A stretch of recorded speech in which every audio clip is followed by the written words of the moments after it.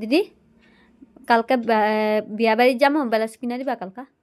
কি আর ব্লাউজ আবার তোর আবার লাগে? হ্যাঁ, ওই তো দুর্গা পূজায় কয়দিন আগে একটা নতুন কত সুন্দর চুড়িদার কিনা দিছি, ব্লাউজ কিনা দিছি, শাড়ি কিনা দিছি। আবার এখন আবার নতুন ব্লাউজ লাগে, বিয়া বাড়ি যাবি। আর এখন ঠান্ডা দিন পড়ছে, কি আর ব্লাউজ লাগে? শাড়িটা পরবি, তার উপরে সোয়েটার পরবি, চাদর পরবি। কেউ ব্লাউজটা কি দেখবো? কেউ তো দেখবো না। আবার কে নতুন ব্লাউজ লাগে রে? পারুম না। আজকাল জানোস তো বাজারে একটা ব্লাউজের দাম কত? হ্যাঁ, একটা ব্লাউজের দাম কিনতে গেলে 500-600 টাকা তুলে একটা ভালো ব্লাউজ পাওয়া যায় না। আমার কাছে এত টাকা কি আর রে?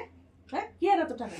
আমি এমনি যাম, চাদর লম না, খালি ব্লাউজটা আর শাড়িটা পরে আমি যাম গা। কি আর ব্লাউজ শাড়ি পরে যাবো? এত বডি কি দেখাইতে লাগে? এত এত কি আমি তোর সব বিয়া বাড়িতে বডি দেখায় দেখায়, ঠান্ডাটার মধ্যে একদম জম ঠান্ডা পড়ছে, ঠান্ডাটার মধ্যে বডি দেখায় দেখায়, এত কি সব?